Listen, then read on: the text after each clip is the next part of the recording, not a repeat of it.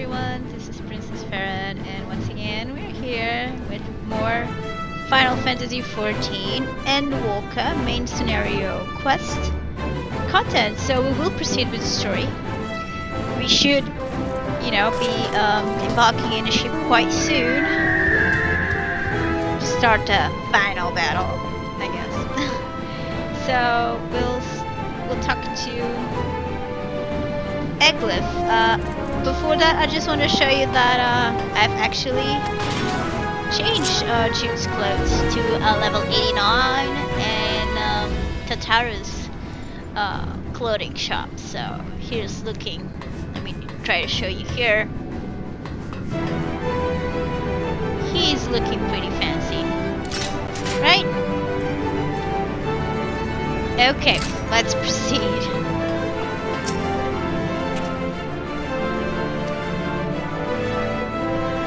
Upon boarding the Ragnarok, several cutscenes will play in sequence. Yes.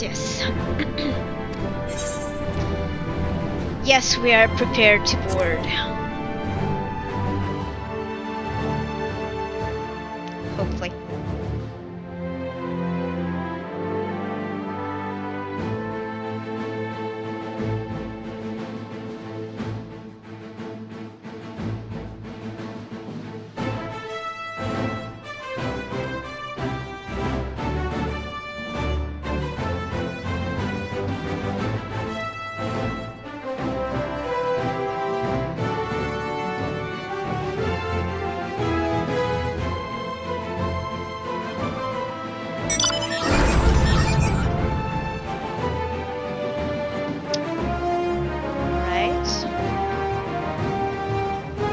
The waiting is making me a little tense.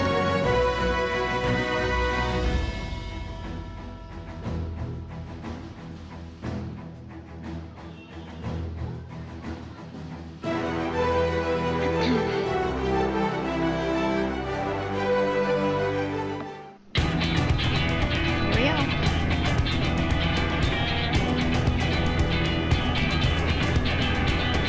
Wow. Yeah. So many stations. They look so professional. The locals would say, huh? I mean, except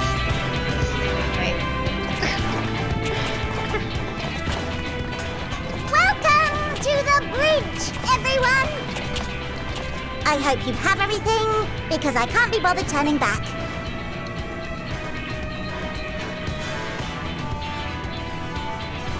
Right then, make yourselves comfortable. We're setting off in just a moment.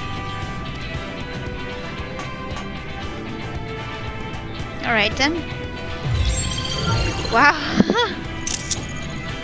Fancy. High tech.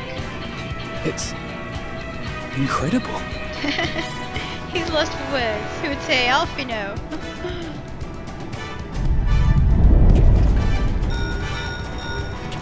This is Farron.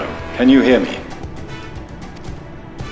The preparations for the summonings are complete. In accordance with the 14th phase of the plan, we have moved the Ragnarok to the launch site. The gates are open. You may depart when ready. Alright then. So, are we ready? As ready as we'll ever be. Let's get going. Oh, come on. The burnt-out star's got more fire in its belly. Try it again, with feeling.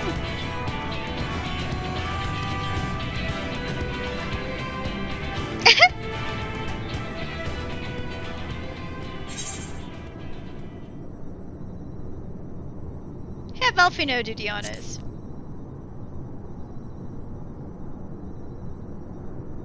Me? But I... Go on. No need to be coy, brother. Do it, and do it well.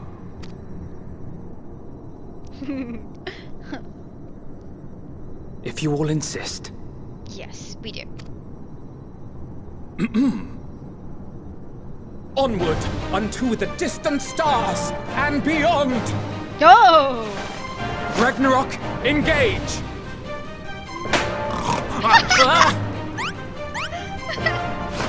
Engage! Engage! Wow, that was...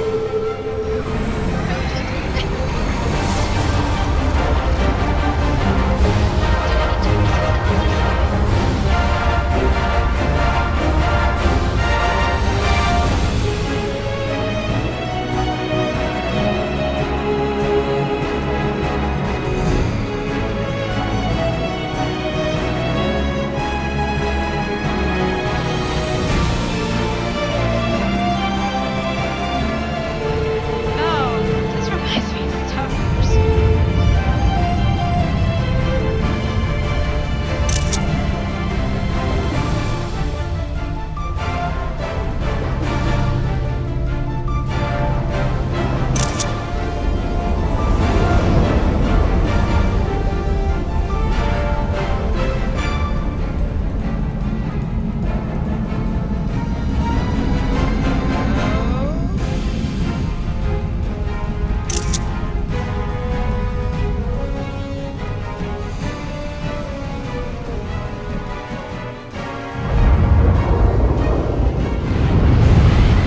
There we go.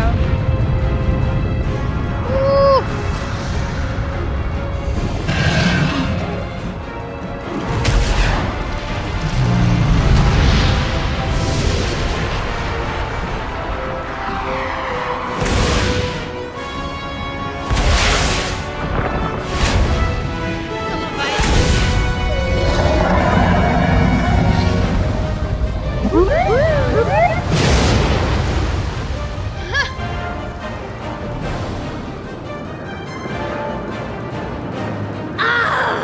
That I must carry landwalkers into the sky! I cannot imagine a greater indignity! Do not sulk so, for thy mighty winds exist not only to buffet and batter. Nay, they may serve also to thrust forth with vigor.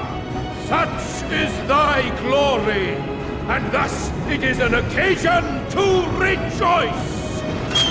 So come, let us revel!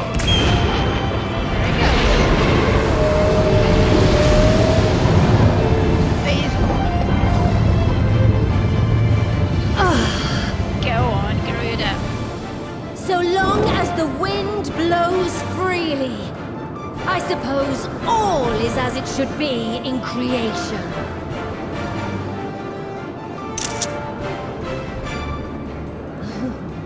I will render unto them a storm, that they may pierce the firmament and fly free! Wow.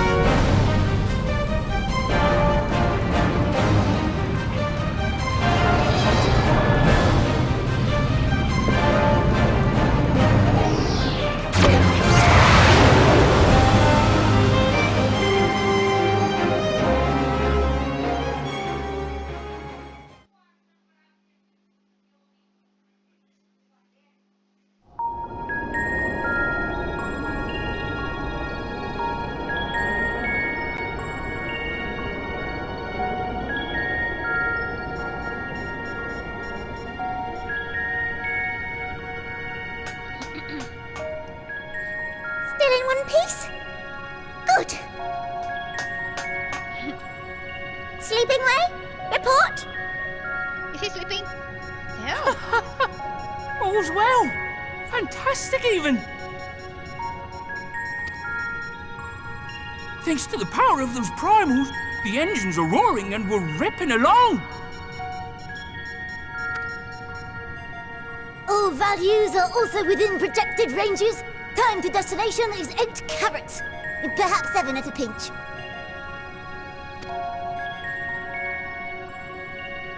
Carrots.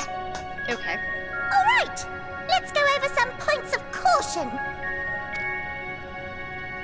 Our destination, as you know, is Ultima Thule. Lest you wonder, the place is not a star so much as a patch of emptiness. That's the extent of what our equipment could determine, anyway. From what we know of Meteion, she's likely used dynamis to obfuscate her location. So, in conclusion, we'll only know what's there when we get there. Pretty The much. crew and I will see to it the ship's ready to take off at a moment's notice. We'll support the search as best we can, but it'll be your paws on the ground, assuming there is any. There's gotta be something, right? But everything will be fine, I'm sure. Heidelin believes in you, so you ought to believe in yourselves. Just don't do anything I wouldn't, like waiting too long to use those portable teleporters of yours. Personally, at the slightest sign of trouble, I'd mash the button to bits, and you should as well. Don't mash it to bits, but Understood. We promise to be careful. I suggest you brace yourselves. We're about to arrive, and the vessel will shake a good bit. What's that? What's wrong? Say something. What is this? Something is... interfering with the equipment.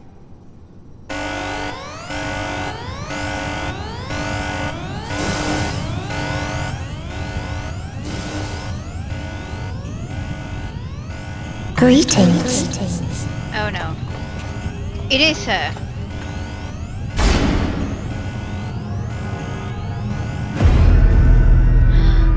Yeah.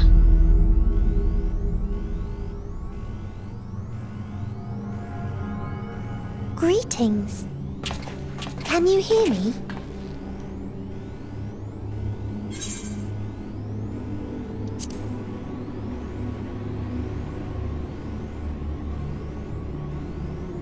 So this is Meteion.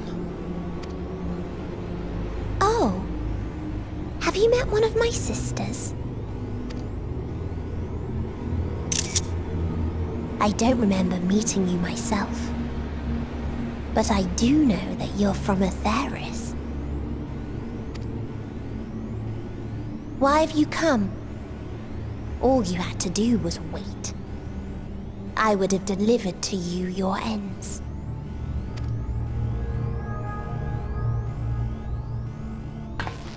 We didn't ask for that.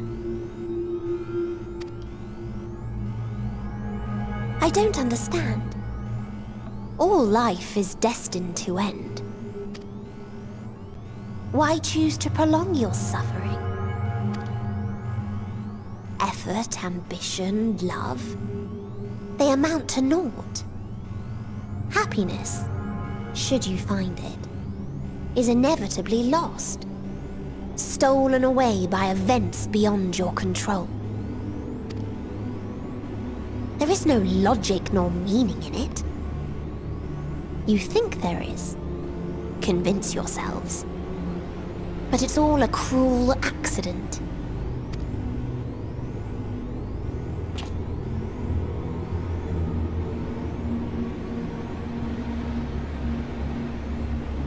Come now. I speak the truth. A truth you would recognize if you looked up at the night sky. Unbroken emptiness. Cold, dark, and silent. Your world, like every other, is but a blemish upon its perfect fabric. Life is an anomaly. It is unnatural and cannot continue. The sooner you accept this, the easier it will be. Just to be clear, we're not here to argue with you. We know that life is fleeting, and that in the short time we have it, we're not assured happiness.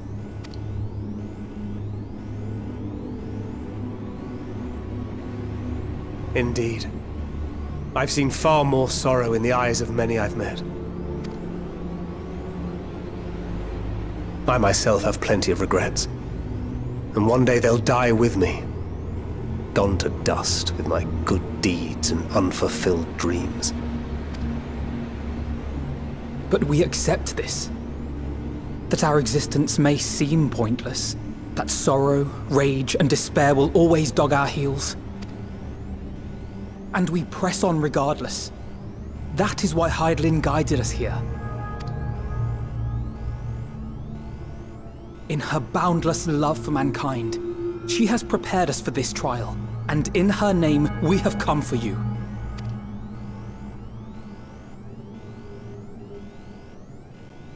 Sounding like a true leader, Alphino. Very well.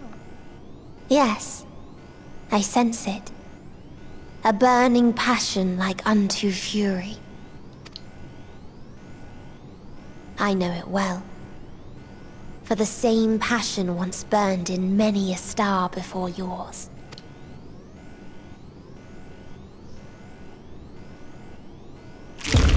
Suffocated and extinguished now.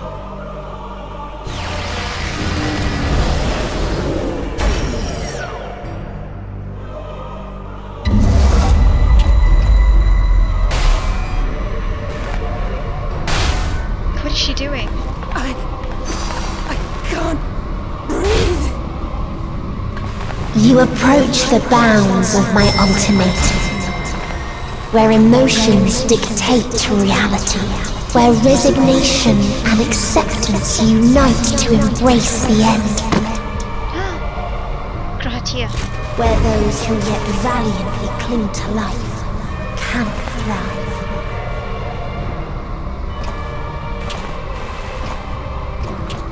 Tancred.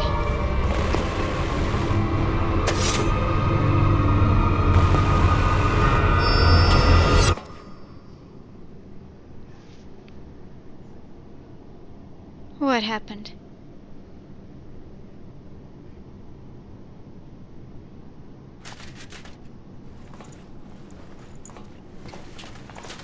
Don't tell me he has disappeared and they will all disappear one by one. By the Fury.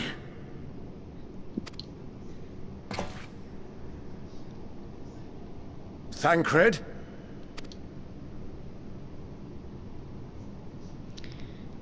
Oh, Meteon has gone as well. Mayhap he awakened first and gave chase. Everyone? It appears we are at our destination. This is Ultima Thule. Not that we knew what to expect, but I wasn't expecting this. What is From this? atmospheric composition to ambient temperatures, all reading to within permissible range. This place is capable of supporting life.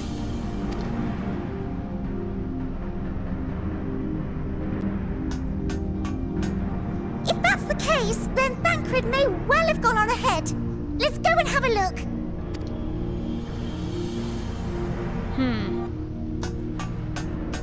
Meanwhile, I want the rest of you to perform a full inspection of the ship, as well as a biological scan.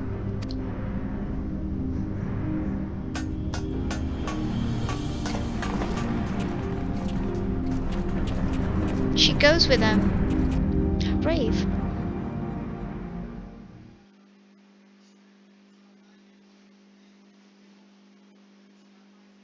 So it was that the brave wayfarers arrived at last at Dream's End.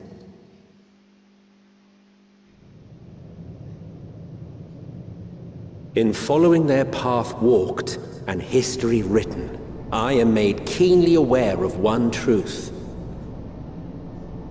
Though the curtains may fall again and again, So long as others take the stage, ever shall there be more tales to tell. So, let them bring it to a close, I say. Let the curtains fall upon this, the final chapter in the tale of the star.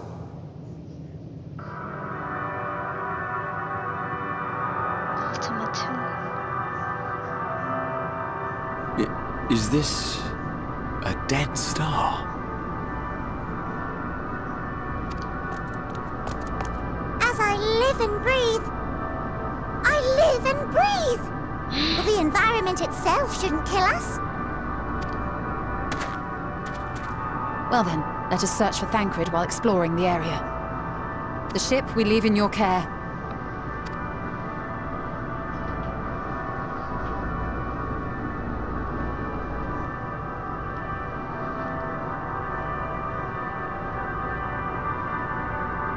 Oh well.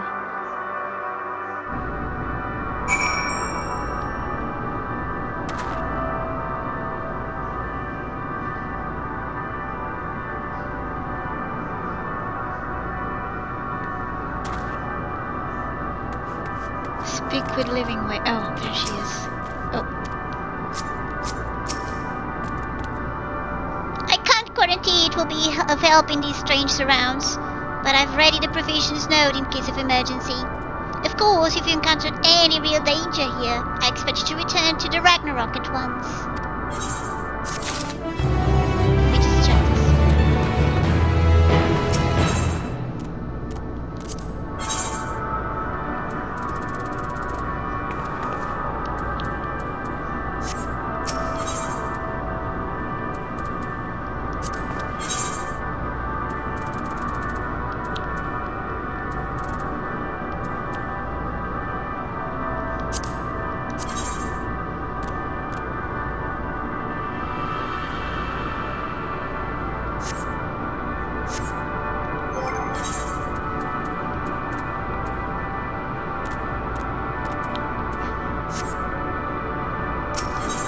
Do we need to mend anything?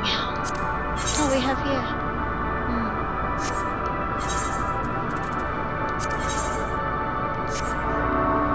No. Okay. Here we go.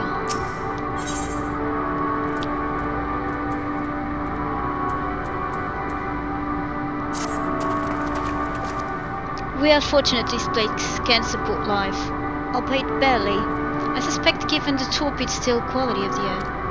But never mind that, we must find Thancred.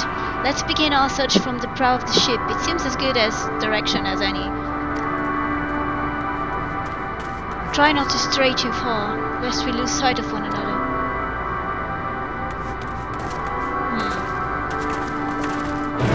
They probably will.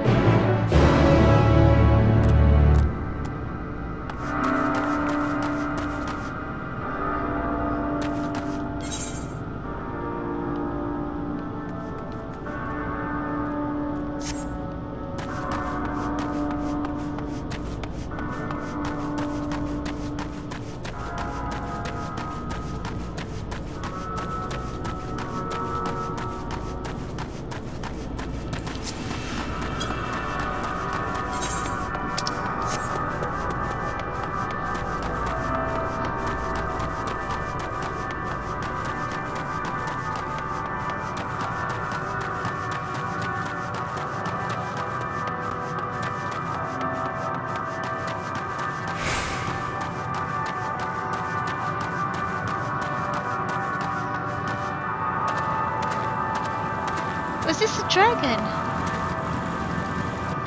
It was.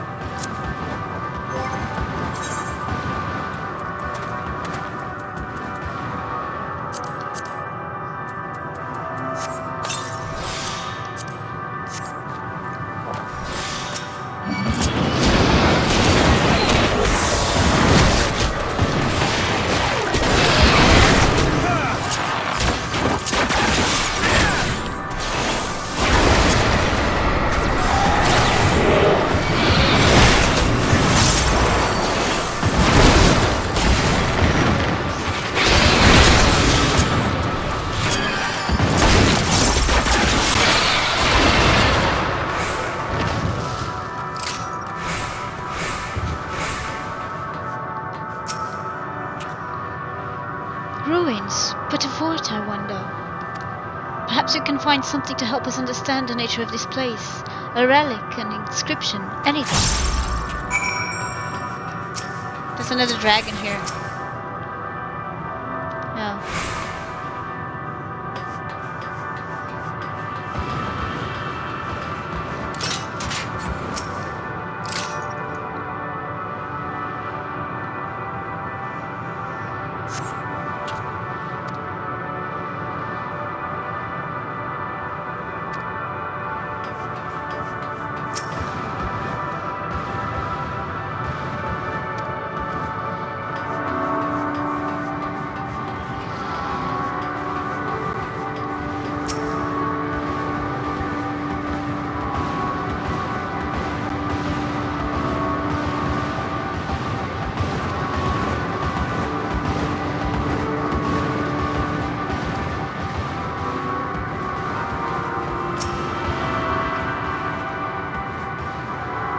Here, this part is relatively intact.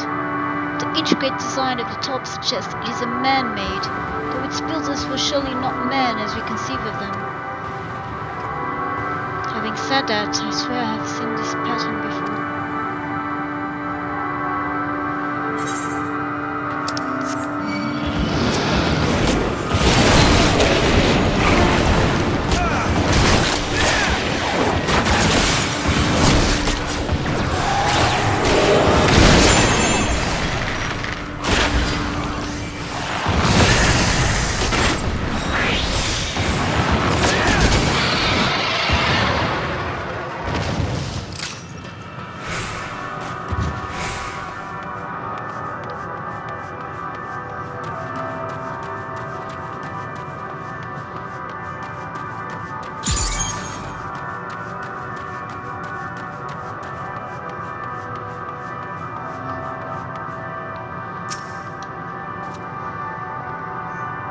I thought this hill might afford a better view of our surroundings. A poor decision in hindsight. Besides the light from the ship, all is shrouded in darkness. If Tancred is here, I'd never know it. From what I can tell, we are near the edge of an island, if you can call it that, surrounded by floating debris.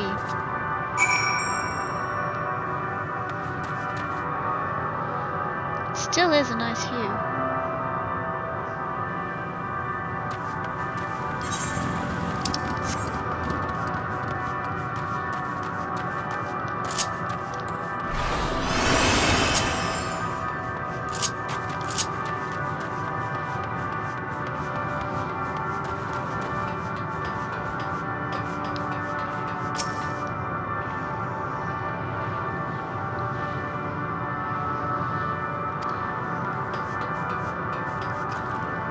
Let me take care of this dragon. Wait a minute.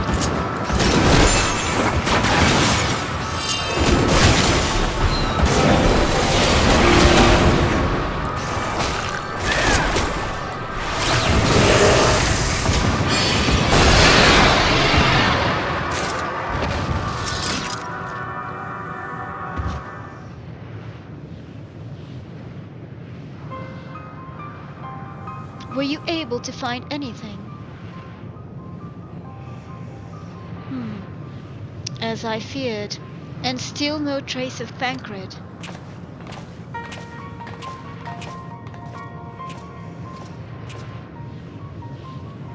There's nothing but emptiness as far as the eye can see, which unfortunately isn't very far.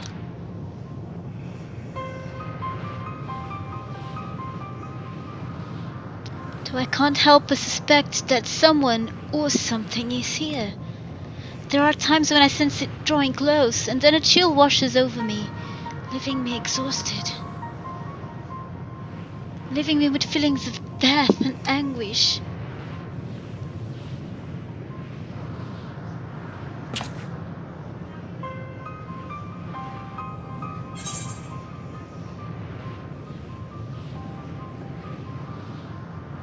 I think I might see something over there.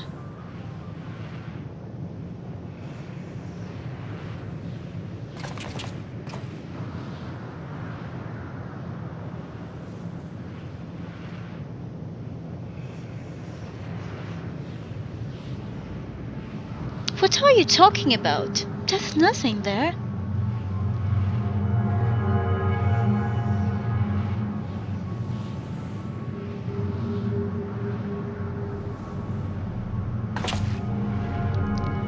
Before we jump to any conclusions, perhaps we should search elsewhere.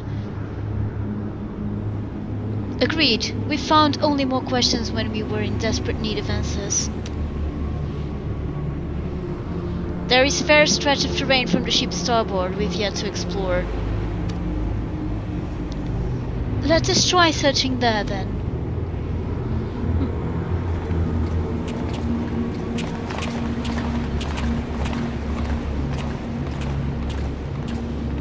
Jude, a word before we join the others. Can he see them too? Oh, okay.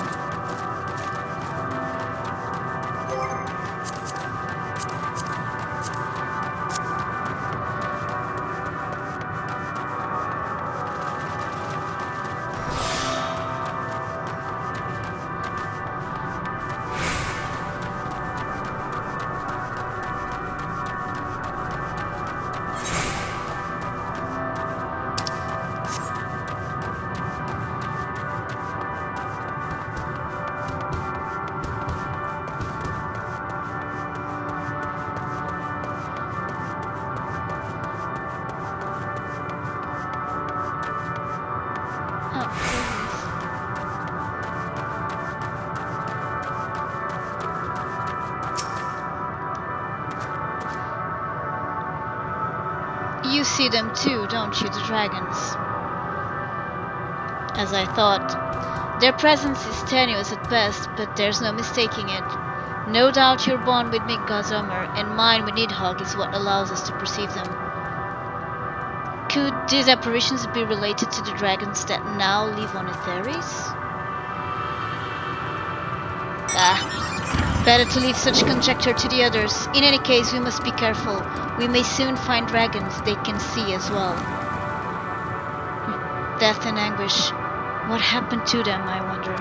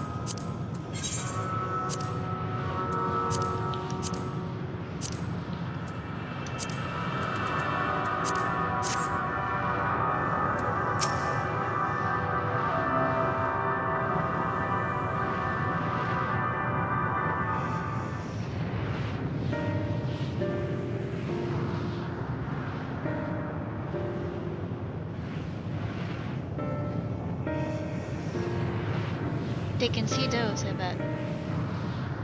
Yes. Dragons? Here?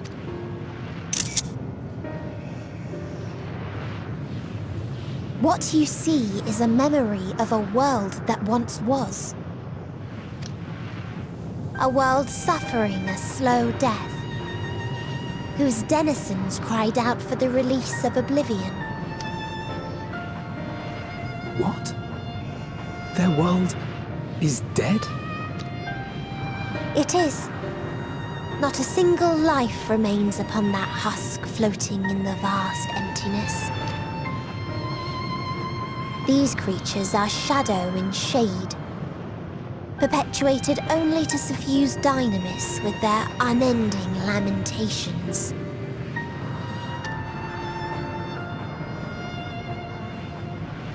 Our friend Thancred.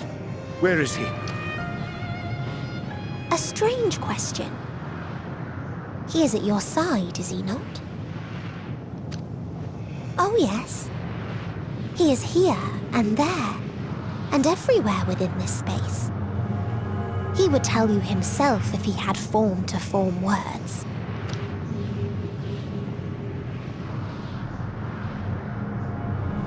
Huh. Such loathing and uncertainty. You don't know why you still exist, in like manner to the oblivion I send. I tried to drown out your ether with dynamis. Beginning with this Thancred, who came at me despite being unable to breathe. Such a simple thing, unmaking men. In the blinking of an eye, he was gone. Didn't even have the chance to be transformed. Yet somehow, he managed to leave a slither of himself behind. What you call the heart? Or perhaps the soul. In his final moment, he cried out from it. A single word. Survive. That wish proved stronger than the despair that ruled here. It overpowered it, causing this space to be remade. Into a place you can perceive, and where life can endure. That you draw breath is proof that his soul lives on. For how long, however, remains to be seen. Oh no. Well then, we should hurry and tend to business. Not another one.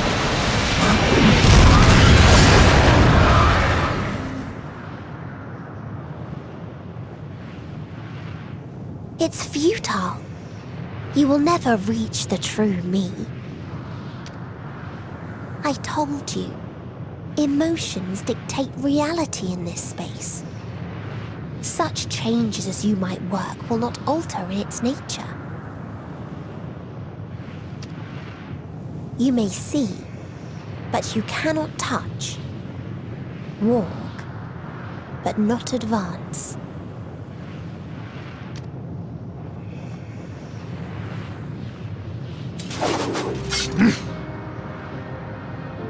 Meteion holds too much sway here. How do we contend with a foe who can unmake us on a whim? And can you recover Thancred? Somehow, please? I do not know. But Thancred gave his life that we might come this far. I had a feeling We from the must beginning. press I on. said, I hope nothing happens to Thancred. But Agreed. let's see. We cannot turn tail here. If my theory Not without happens, something to show for you our know, comrade's they all disappear one sacrifice. by one.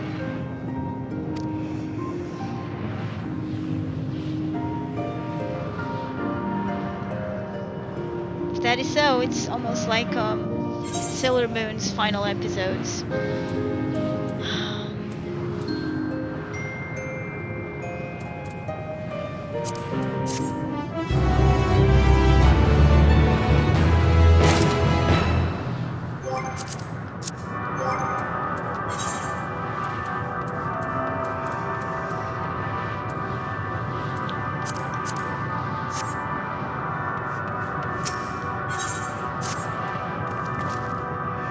Soul without body, a form of being with which we are not wholly unfamiliar.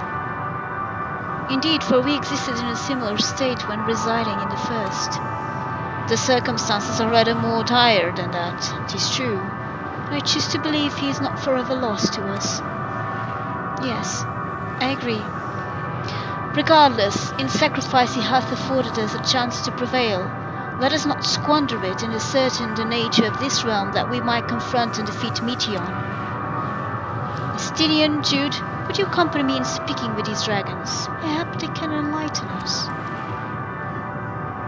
I would ask the rest of you to survey the surrounds. If there is a path that may lead us to our quarry, we must find it. Very well. We can reconvene here when everyone has finished. Meteion said these dragons are shadow and shade from a world whose denizens sought oblivion. As such, they are not like to be amenable to the company, let alone conversation. So please, be careful.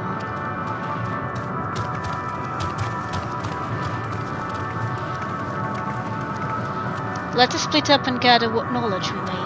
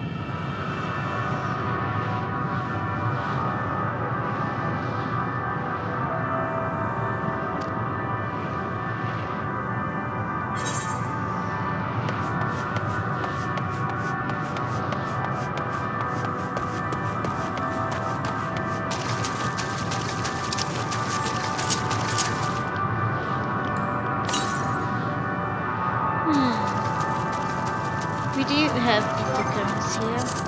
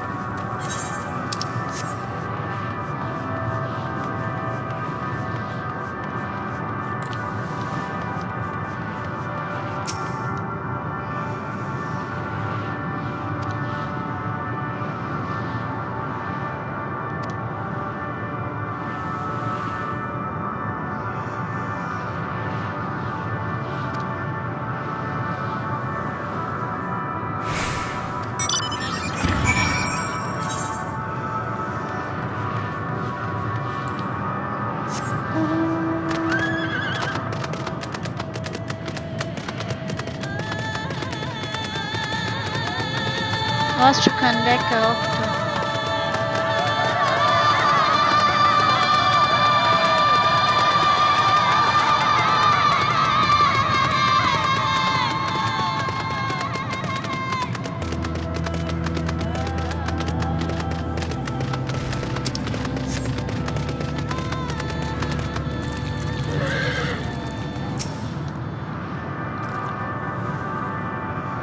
They led you here as well, did they? It was described to me as the source of their woes and proof of their end. I think I'm beginning to see why. It's a hatching ground, or was. I've seen similar on Etheris. Midgard's kind must once have lived and thrived in a place such as this. Fritra said his father was driven from their ancestral home by war and strife. This then is the fate of those who remained. Let's have a look around. Maybe these eggs have more to tell of what happened here.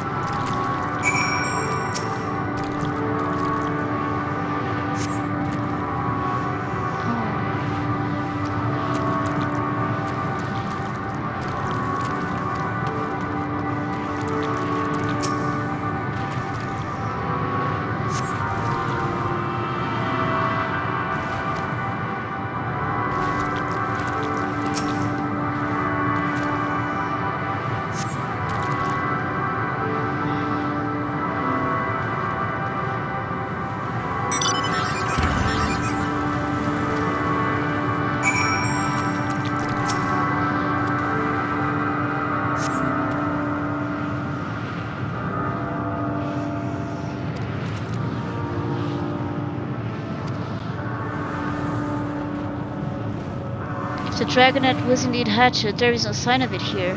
Or its sire, for that matter. We should look for them. Start with the cliff tops. I'll search the plains.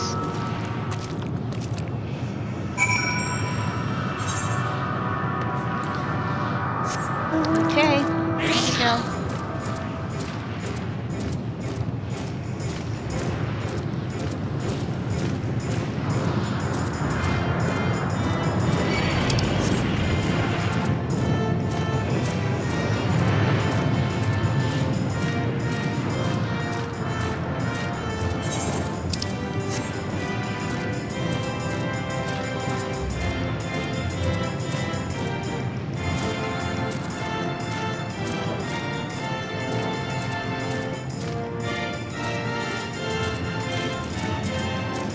Oh, there's a vista here.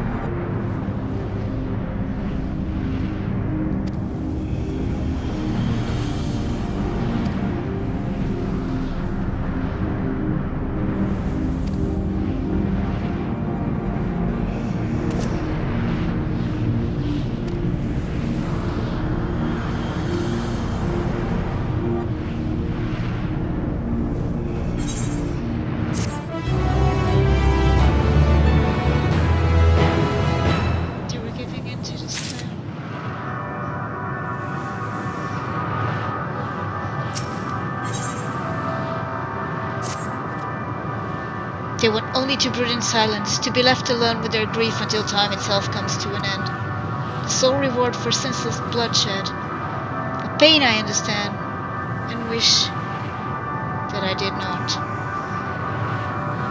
What fools we were. But now it isn't the time for such thoughts. The others will want to hear what we've learned. Come.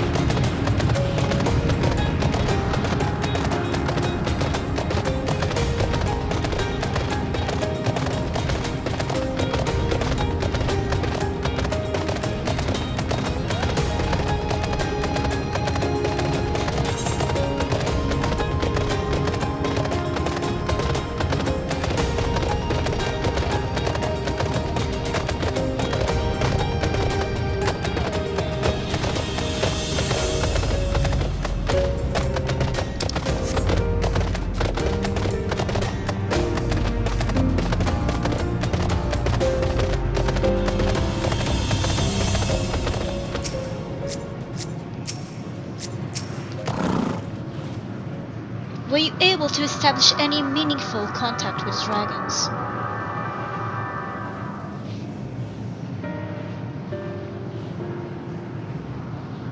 I see. They wish to escape what they perceive to be a cycle of conflict. Thank you, Jude, Estinian. As for our part, I believe we are more accurately aware of our confines than before. We started by traversing the perimeter of the island to see if there might be a path leading off of it. Sadly, there was nothing to be found. There's no small amount of debris floating about. Could there be enough to serve as a bridge to lead us elsewhere? I considered that, and so I tried throwing a stone onto a potential platform to judge its integrity. But it never reached its mark. As it crossed an invisible threshold just beyond the boundaries of this island, it vanished, only to reappear above me and fall at my feet. I would not be too quick to presume that we see outside the space as it is as it appears. Which is why I returned to the Ragnarok and asked the Loperids to search for a potential path. However, the ship's instruments failed to provide conclusive data on the surrounding area. Until we know more, I think it too risky to attempt flying to another island. What Meteon told us before, that emotions detect reality here, might be the key, but I'm not entirely sure what emotion might manifest a bridge to lead us to safety. So, what you're saying is we've no way forward.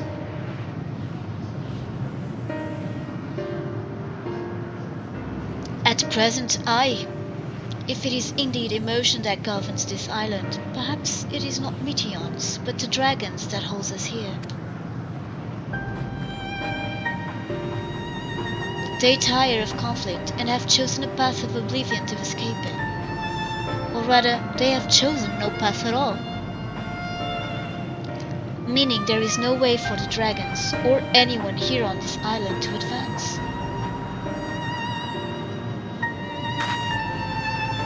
A sound theory, disheartening though it may be.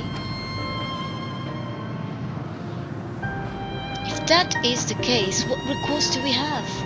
They are not like to be persuaded to help us. Their reasoning is built on a history of turmoil and strife, without irrefutable proof that future is not as bleak as they believe it to be. Perhaps persuasion is not the answer.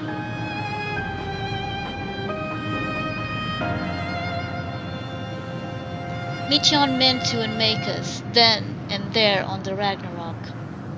And she would have succeeded if not for Thancred's determination. She considered it was strong enough to overpower the despair that otherwise rules Ultima Thule, and reshape it to a degree. Perhaps it can be done again in like manner, by overpowering the prevailing emotions.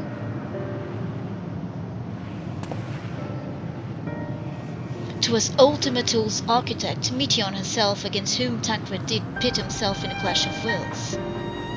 Though I marked no leader among them as such, I'd chanced to encounter a dragon possessed of despair far more potent than most.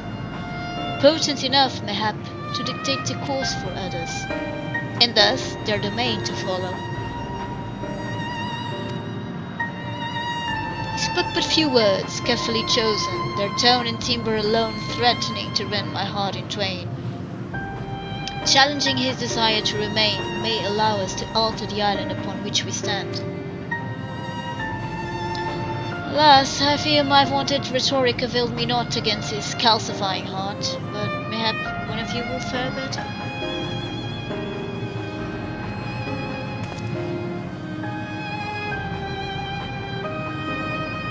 Then I shall guide thee.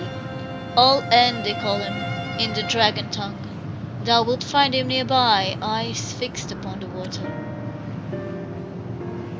Well, what do we have to lose? Let's get going.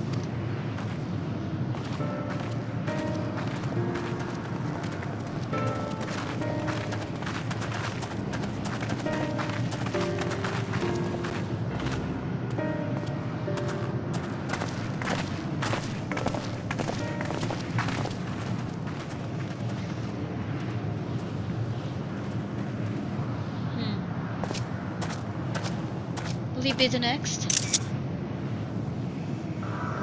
Estinian.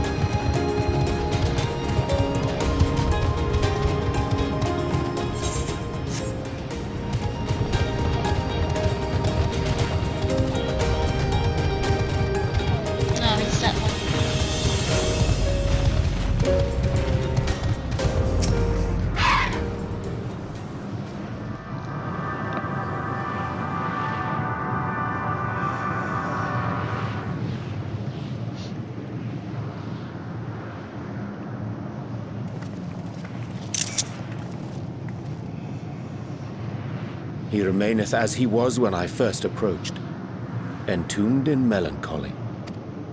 I see. Perhaps I could... I'll handle this. Yeah, he had that look on his face. And he's the most adequate. Waiting to die like all the others, are you?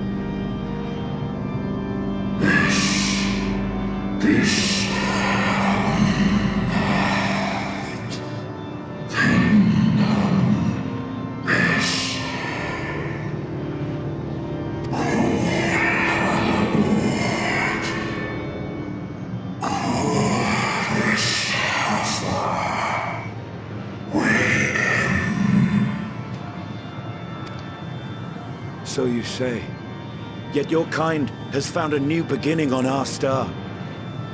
One of you braved the expanse, bearing with him a clutch of eggs. They and their children now rule our skies, their song heard by all.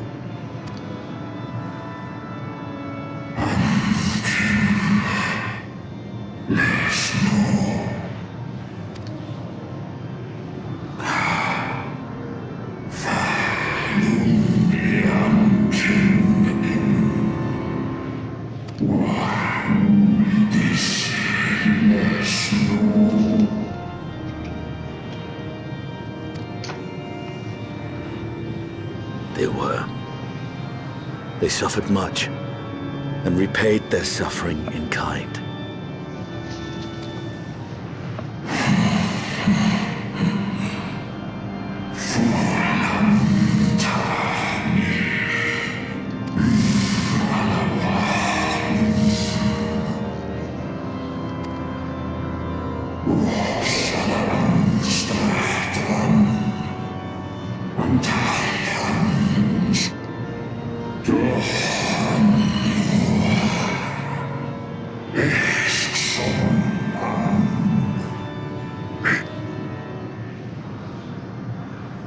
Had your brethren made the selfsame choice, my family might still be alive. Yet lasting peace does not come to those who simply retreat from conflict. No, you must be willing to confront it, to stare into the face of your foe, and see yourself in him. Only then can you break the cycle of torment and tragedy. This lesson, a dear friend taught me at the risk of his life. Alfino's face. There is no nobility in your penance. You wallow in self-pity. Ouch. And after everything we've endured, we will not let you stop us. Oh, it's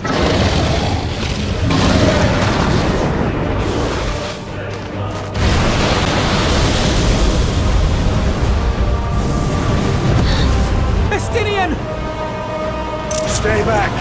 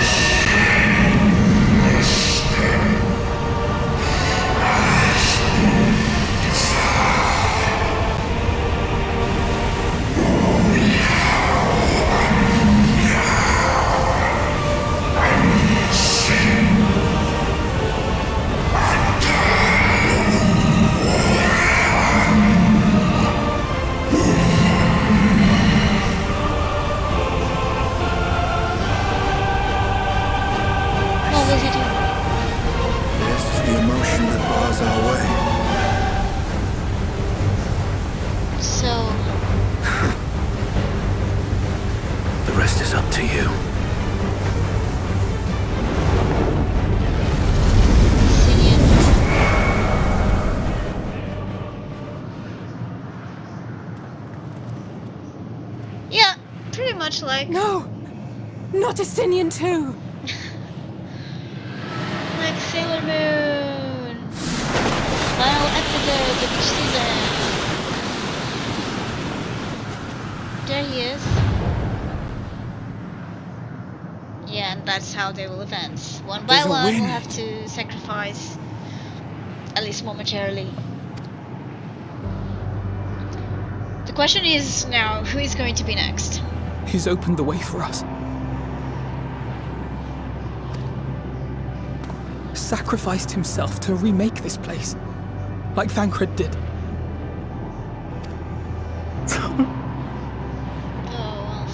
Oh, Alphino. Oops.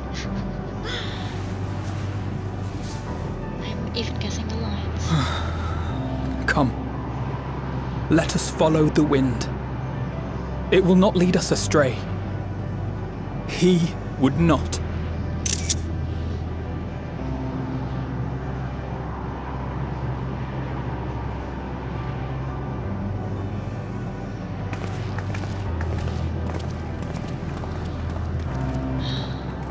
And the party becomes smaller.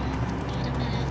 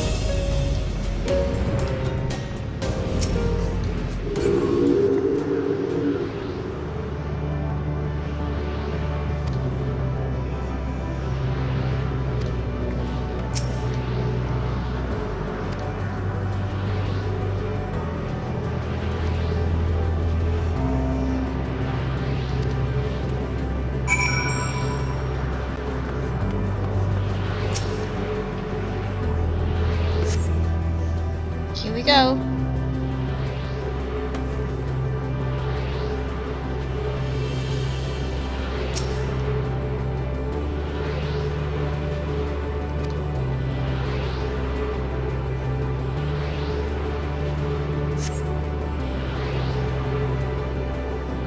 One by one.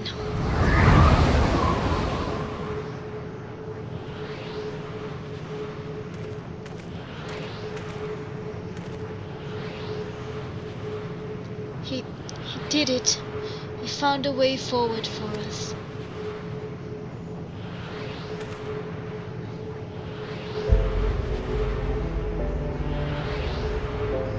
The dragons remain trapped within a prison of their own making, lamenting the horrors of war.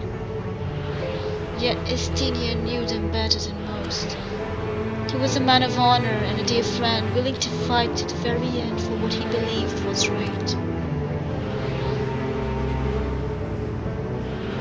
And he's still fighting, Alfino, just like Tancred. Their sacrifices are why we can survive here, why we still have a chance to stop her. Even in spirit, they're unwilling to give in to despair, and we mustn't either.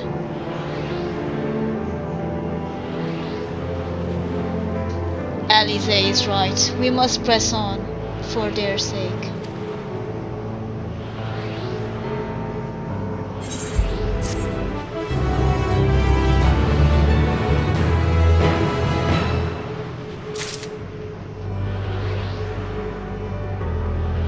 Who's going to be next? Make your bets, ladies and gentlemen. Place your bets.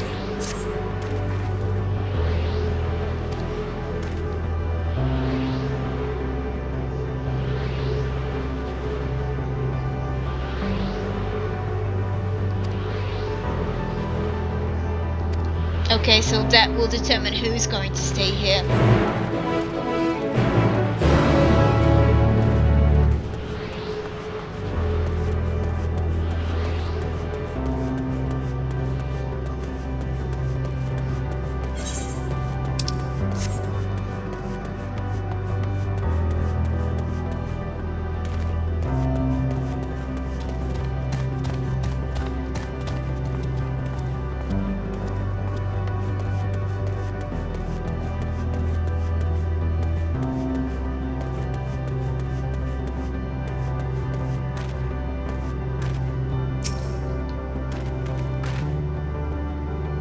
Were it not for the violet crystal embedded in its surface, it would appear as ordinary stone. Curious script has been hatched upon them. Alas, is not a language which I am familiar. I cannot say I recognize it either. Oh no, don't tell me now it's Gratia's time. Oh, okay. Nor I. The dragons, from what I recall, preserve their knowledge in song and eschew the written word entirely. So we may assume this is the work of another race, one we have yet to encounter. Meteon claimed the dragon's world suffered a slow death, seeking the release of oblivion. What life we find here, like as not, doth wend its way toward a similar end.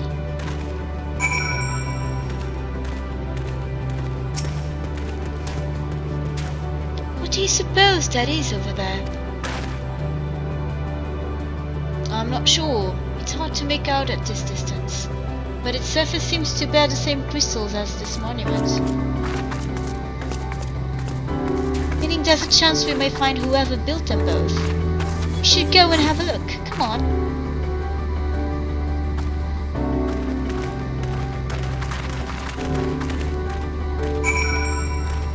Oh, there's an ether current over there.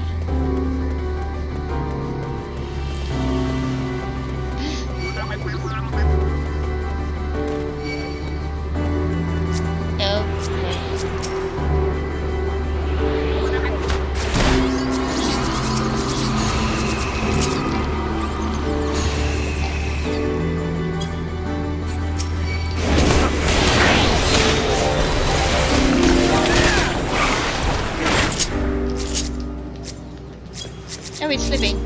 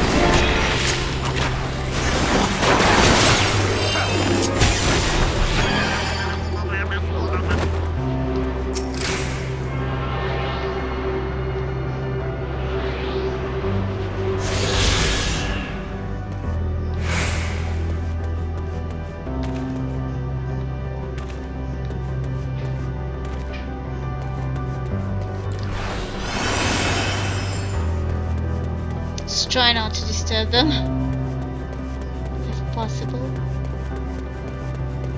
Hollow of the flesh.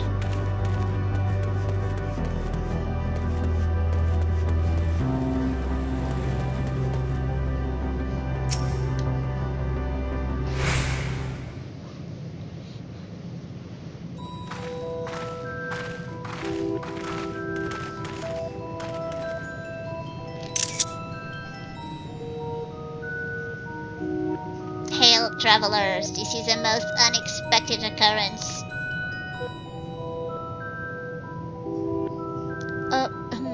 Hello there. Is this your home?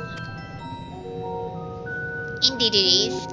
Forgive me, I had forgotten. An exchange of introductions is expected when first meeting those with whom one is unacquainted.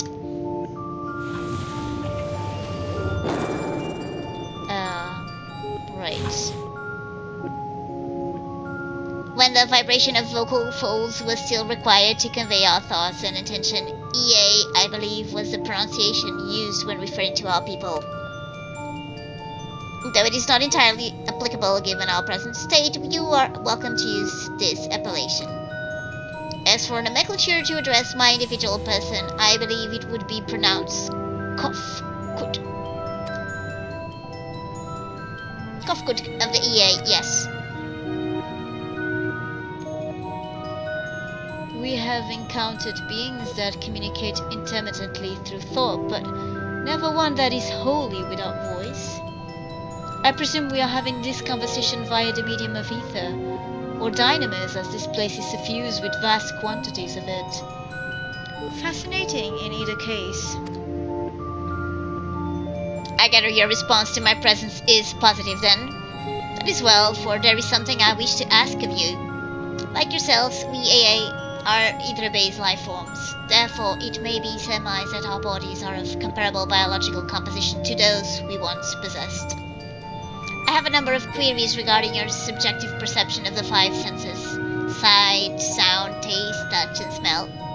In total, I have prepared 198,712,180,827. What?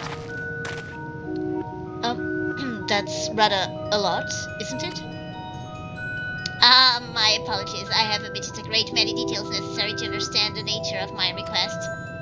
Though we dispensed with our corporeal vessels long ago, we have rediscovered a need for the flesh. We have endeavored to recreate our erstwhile forms. However, all pertinent records have been lost due to the passage of time. Take, for example, the nervous system. It is well within our power to recreate, but we have no frame of reference for sensations once experienced by our people, which may compromise our ability to interact with our physical environment. And the reason you need to regain corporeal forms? Why? To bring an end to our existence, of course.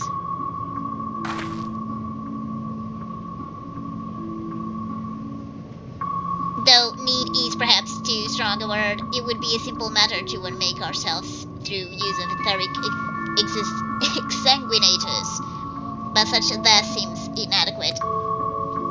The traditionalists among us believe proper death requires an inescapable sense of impermanence in one's final moments, an experience found only with bodies of flesh.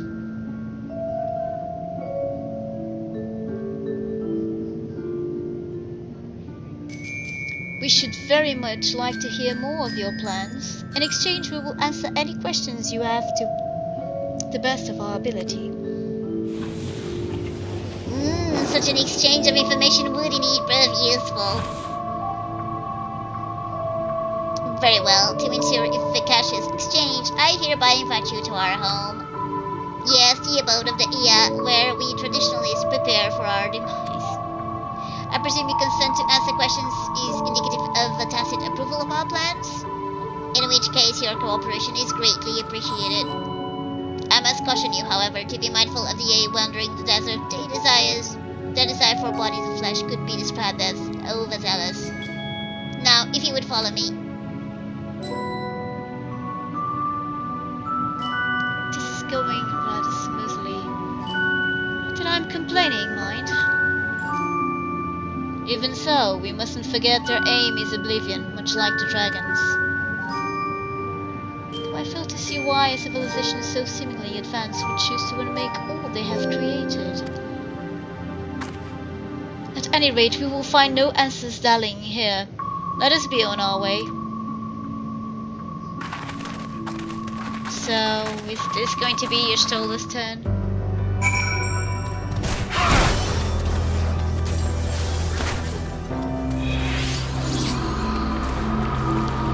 Can we climb here?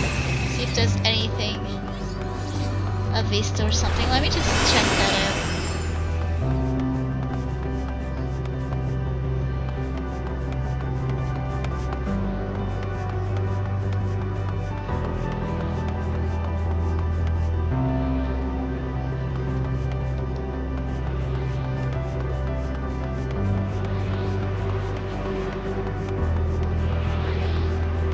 Oh. Ah, there is a little current here.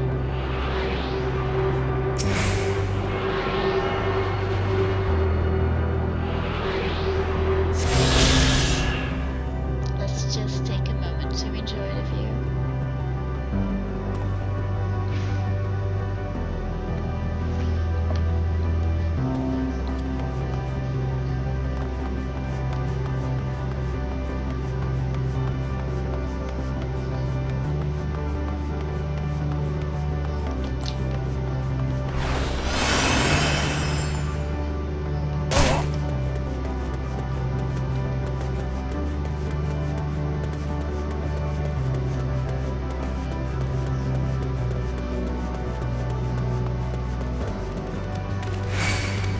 Oh dear.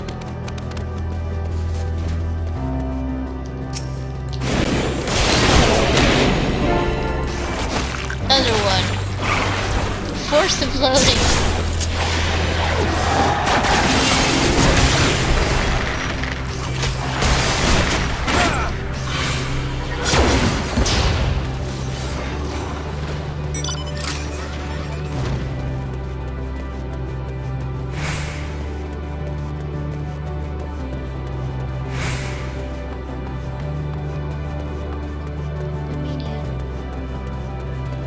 These are very different from the enemies we usually encounter, so that's good.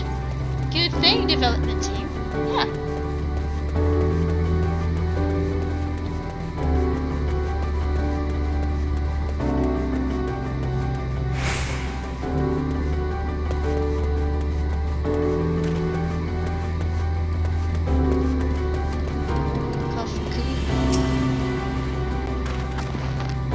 Welcome to our abode. Most of our compeers, you will find, remain idle in their domiciles. Your quizzical expressions indicate my phrasing is unclear. I speak, of course, of the violet crystalline constructs hanging from the stone structures here. You say they remain idle, but what if you work to regain corporeal bodies? An astute question, and understandable given your finite nature. We have no desire to pursue our research, for it is no longer necessary. If, in our idleness, we are struck by sudden inspiration, we rise to pursue said inspiration to its conclusions.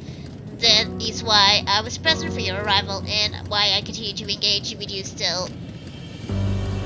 But while the others are not currently in a motile state, rest assured they would not object were you to disturb their respite. It only cast your thought towards one of their crystalline domiciles to communicate.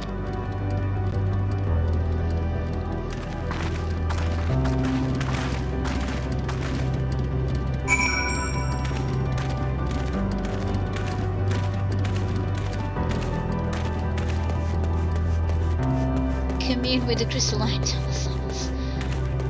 See what Alphino says about it.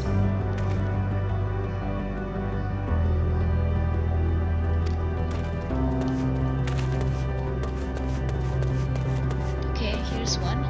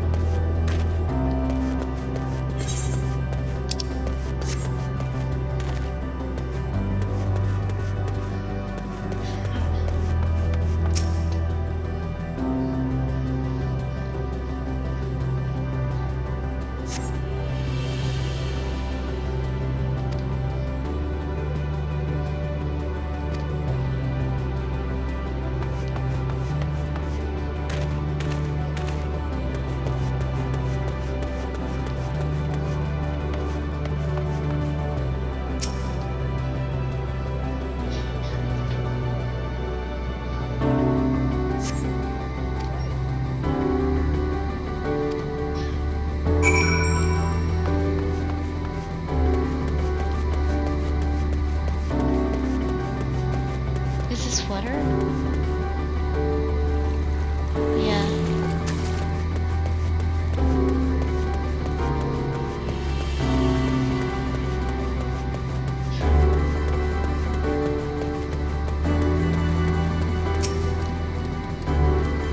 Did your inquiries yield satisfactory responses? I see. If they fail to answer, then it is likely because their minds have unraveled due to prolonged illness. They are not the concentrated ether now. Worry not, there are no others who have need of those lodgings. And they will not prove a hindrance to remain as they are. But more importantly, you said some few did answer your request for an audience, yes? I imagine they will be with us ere long.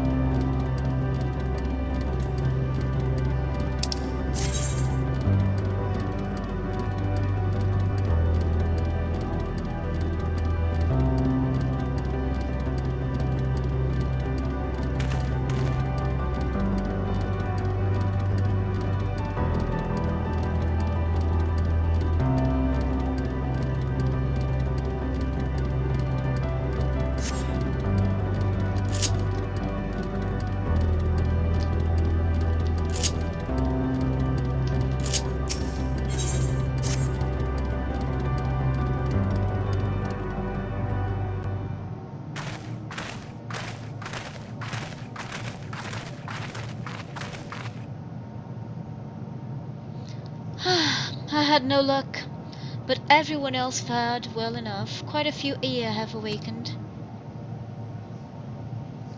Ah, there they are.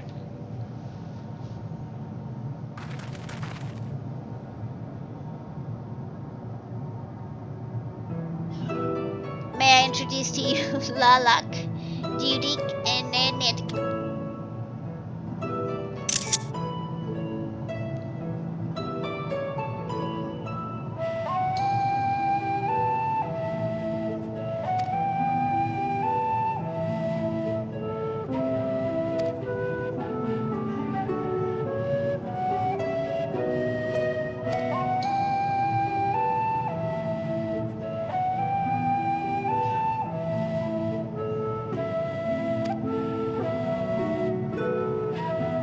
Am I the only one who struggles to tell who is speaking? Nay, thou art not. In the absence of corporeal forms and the divergence they afford, perhaps such similarity in voice is unavoidable.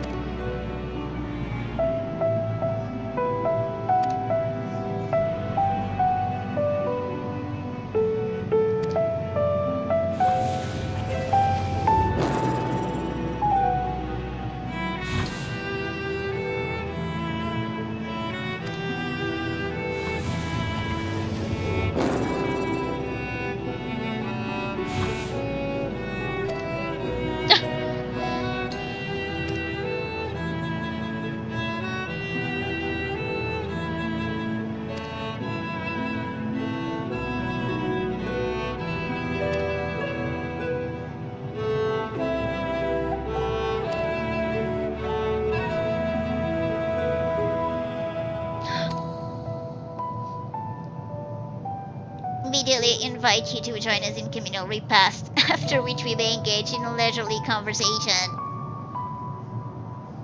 If we have a chance to learn something, then I see no reason to decline. Excellent. If you would care to follow, we shall feast you on the purest ether. We shall feast you on the purest ether.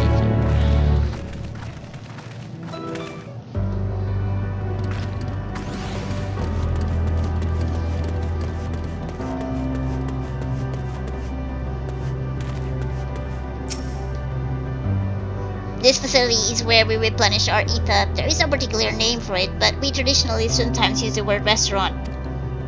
Now then, if you take your place with your comrades, this space will soon be washed with purest ether. Please absorb as much as you like.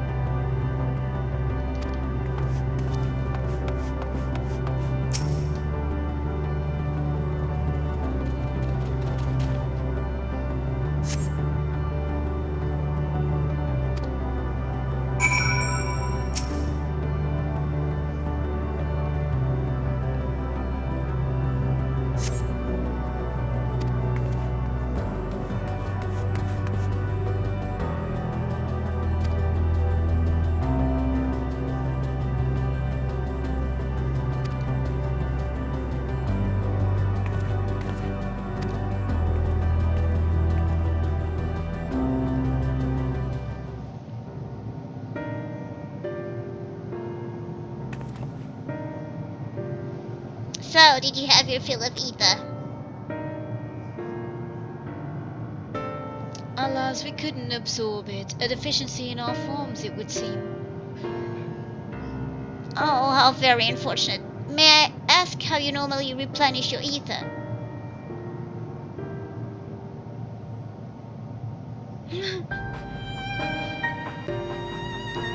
Through your mouth, you say. How very primitive and quaint. Think that their mouths serve not only to expel sound but drawing sustenance besides. Such life forms have long since vanished from our systems.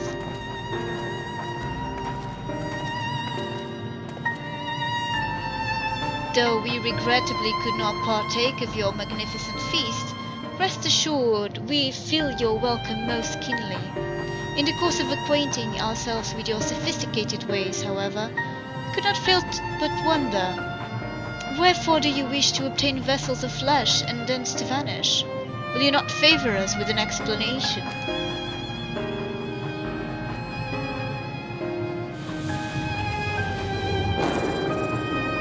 Your flesh and blood beings are always so hasty. It does have its charm, however. Very well, we shall indulge you. In the beginning, when the EA yet possessed corporeal bodies, our ancestors dedicated themselves to the pursuit of knowledge and technological advancement. By transcending all limitations, we believe we would eliminate sorrow and abide in true happiness. From the tangible such as land to the intangible such as labor, there exist myriad hindrances to progress. But the most confining of all was the flesh itself. Our natural lifespan was distressingly middling, you see. Too short to enjoy unhurried lives, and yet too long to be considered disposable. Furthermore, to simply maintain the integrity of our bodies demanded considerable resources. But we managed to solve this problem. After long years, we discovered how to become non-corporeal entities with everlasting lives, untroubled by feelings of the flesh.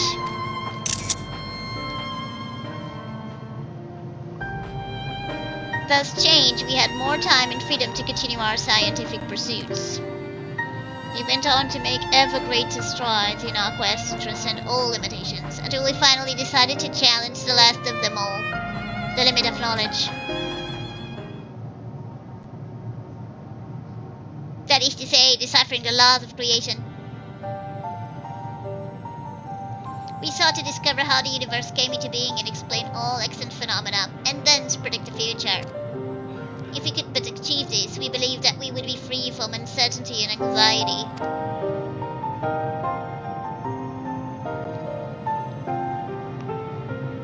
And did you find the answers you sought?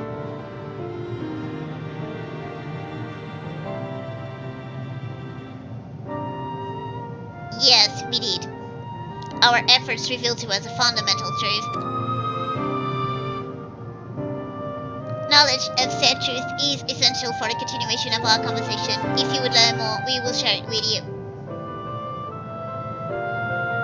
Knowing much primitive as they are, it would be unspeakable cruel to deprive them of their ignorance. They are possessed of corporeal forms, their lives readily ended.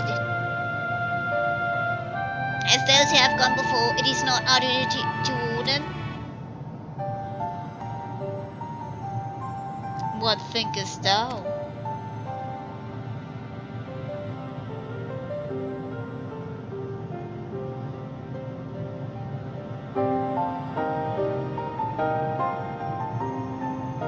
We have deliberated and come to a consensus. If you are resolved to know it, we will disclose to you the truths we discovered, the truths of the universe.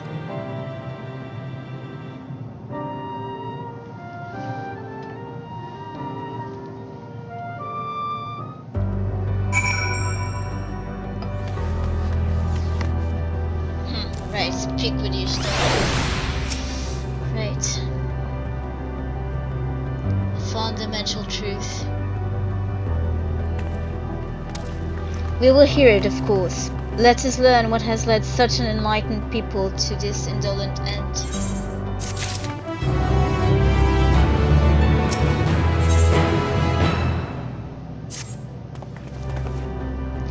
Ere we join the EA, there is one trifling matter I would fain investigate.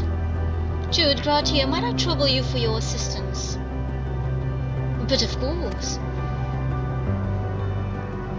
My thanks. We shall head outside the abode if you would kindly follow me. I know not what mischief you are plotting, Urianger, but I trust you have our best interests at heart. The rest of us shall go on ahead to Elysia. Lest you worry, we won't stop without you.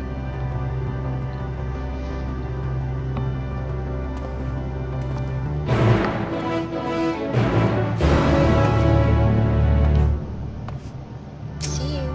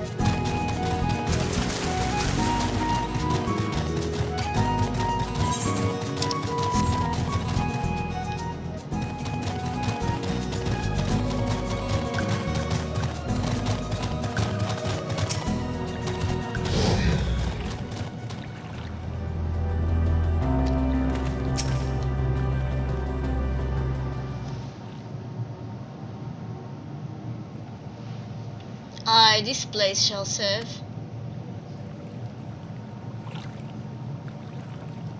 Is it the spring that you wish to investigate?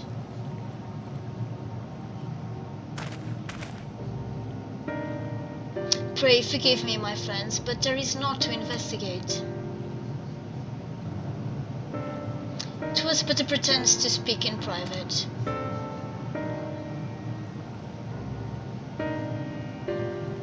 You have our undivided attention.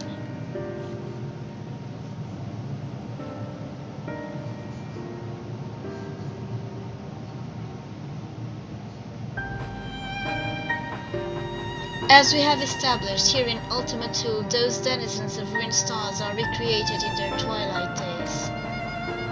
Yet one question doth arise in my mind.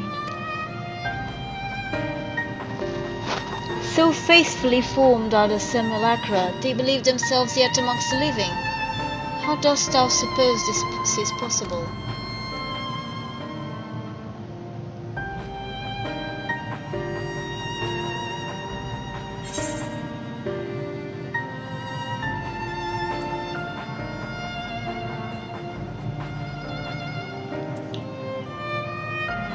Mityana has taken their hearts unto herself.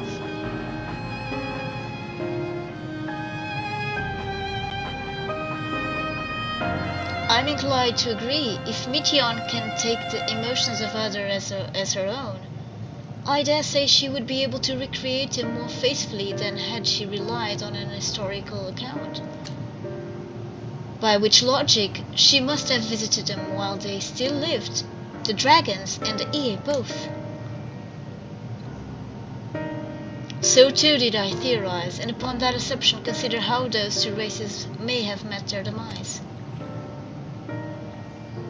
According to thine own tale, Mition perceived the emotions of those nearby as her own, a heightened sense of empathy intrinsic to her nature as an interlackey.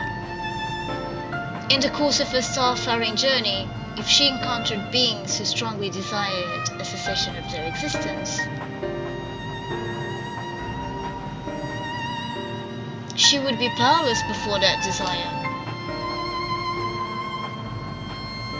Even as she possessed the power to grant it, the power of dynamis. 'Tis my supposition that, overwhelmed by their longing for death, Mition did unleash dynamis and usher the dragons and the EA onto their doom.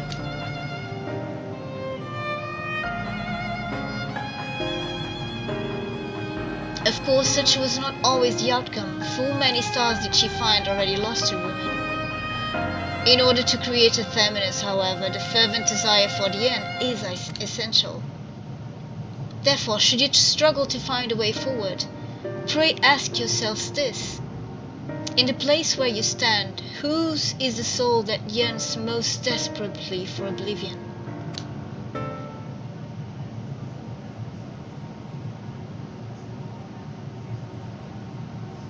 Why do you tell us this now?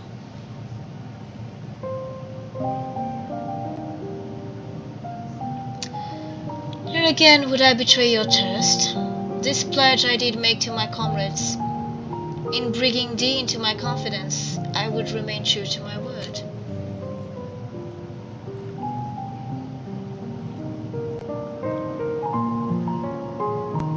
As for thee, let us consider it my fitting reward for the secrets I harbored for the crystal exile.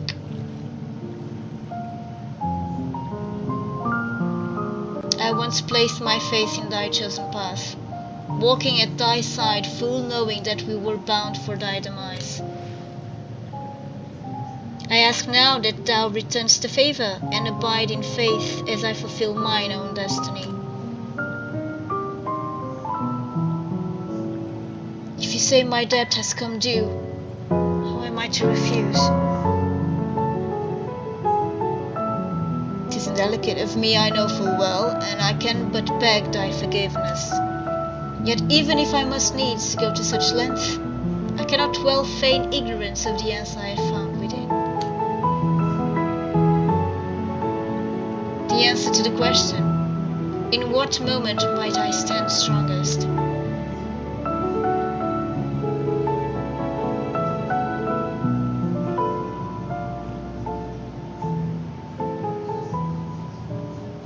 After all that we've been through, I will say only this. Do what you must. Do what you must and see your conviction through. I shall, my friend, I shall.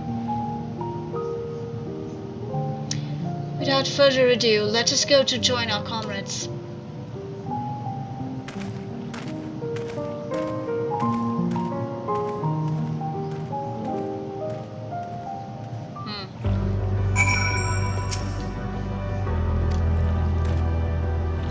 Let us be off to Elegia.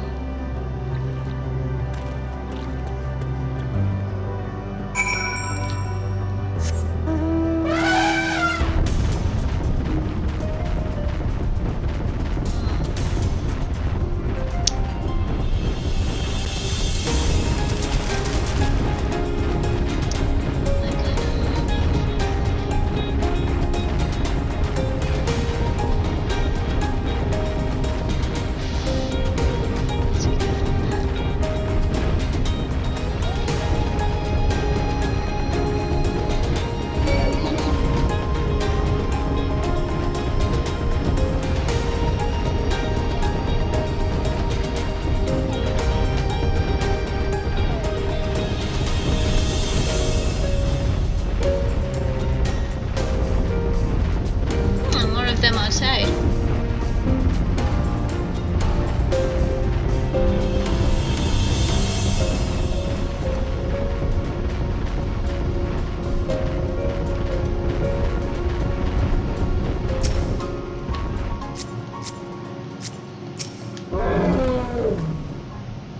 It seems everyone is accounted for. Shall we then? We have to.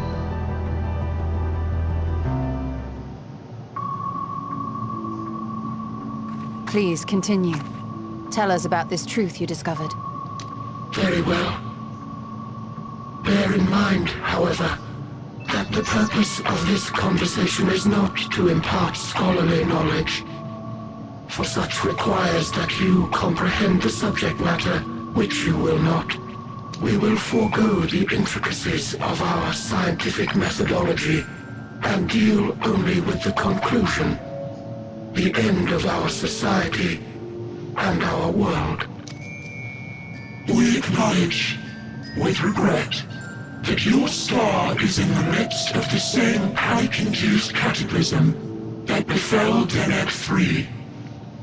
As such, In order to avoid causing undue distress, we will refrain from explicitly stating how much time you have remaining. You are entirely too kind. I pray you recount your tale as you see fit.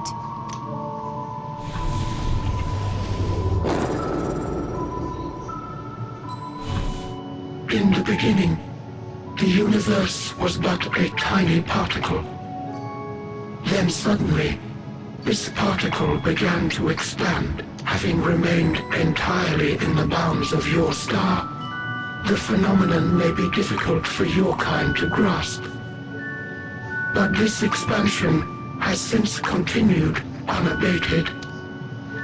Speculating that the universe could not grow indefinitely, we sought to learn what might occur, and made a worrying discovery. The stars will continue to spread apart, as will their finite thermal energies. Eventually, all heavenly bodies will grow cold and freeze. No new stars will be born, and the universe will enter onto an eternal ice age.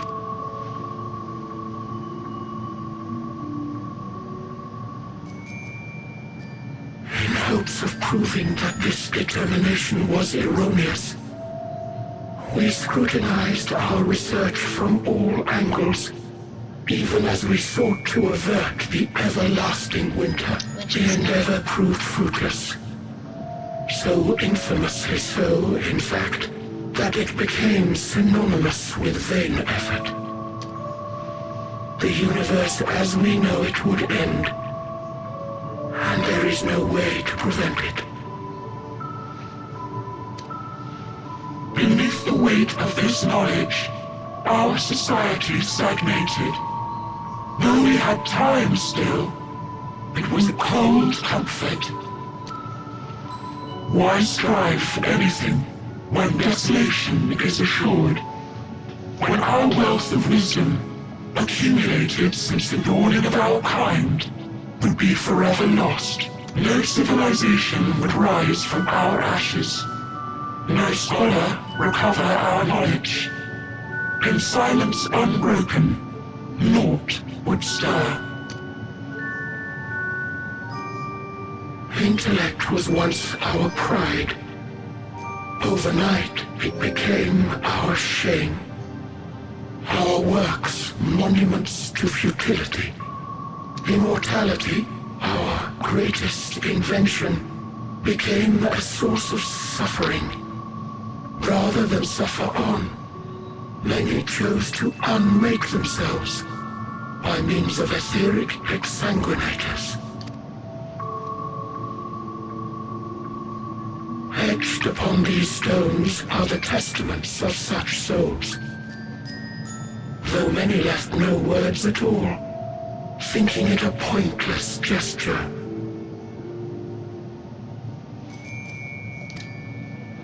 Once we have obtained vessels of flesh, we likewise intend to vanish. If you understand this, understand aught of our tale, you will abandon your quest for knowledge. Ignorance truly is bliss. If you would cling to your illusory happiness, remain primitive and pure. It is the only way.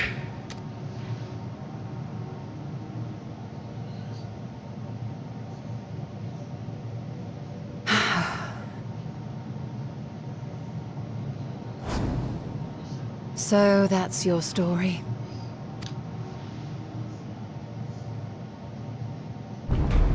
While I appreciate your advice, I will not heed it. Convinced though you may be of this truth, it is yours and not mine. Indeed, truth, I have ever believed, is in the eye of the beholder.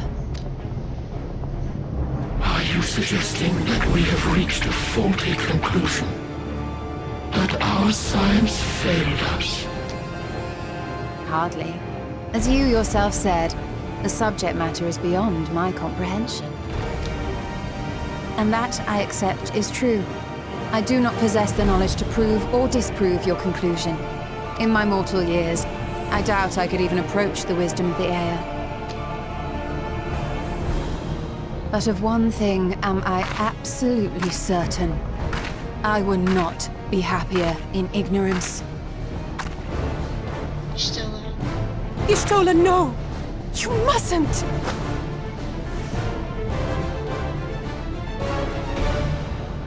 The most important lesson I've learned is that learning isn't simply passing one's eyes over words.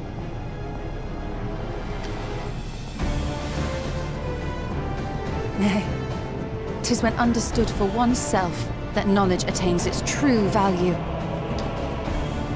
This is what has sustained me, driven me onward in joy and wonder, in anger and sorrow.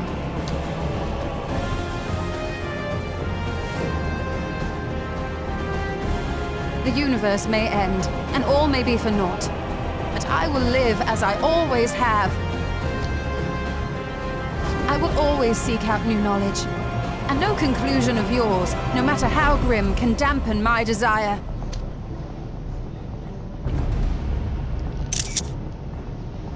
I suppose it is only to be expected. Their feeble minds cannot fathom the terrifying gravity of it all. But worry not. We consider it our duty to enlighten you, and we will not stop until you grasp the full extent of our despair.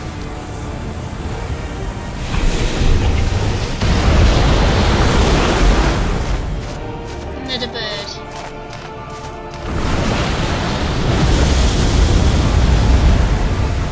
So it was a Y'shtola. Keep calm and listen well.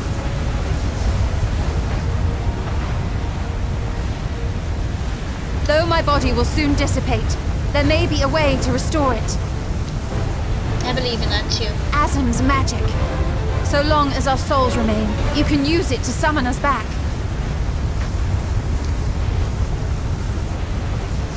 But you mustn't, for it would mean losing our way forward. This I only reveal so that you can promise not to invoke the magic. We came here knowing what victory may cost. So press on, and do not look back.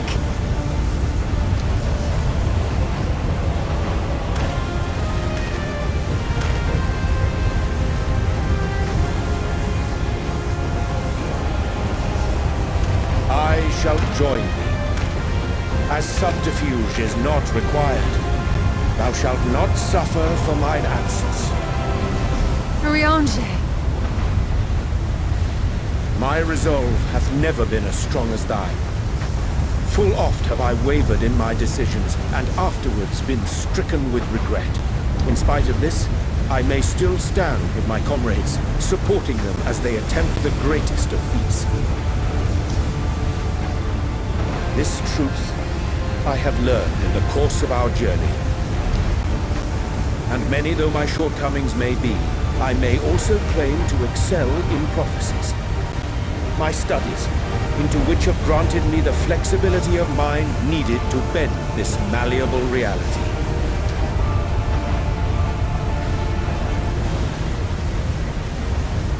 Thus shall I hope that thou mayest have the strength to resist, and our comrades the strength to continue.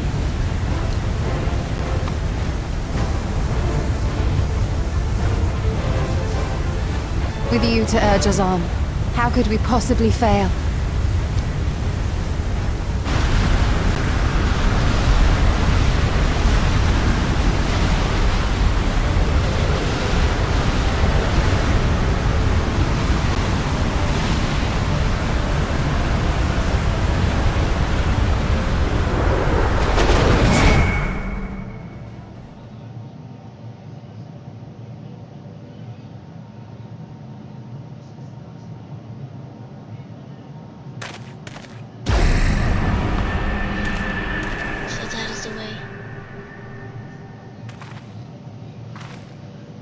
What's this?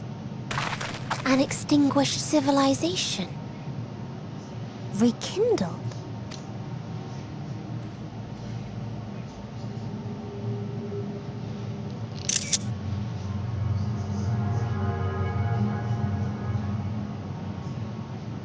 That's right. Our quest doesn't end here. We'll press on, and we will find you.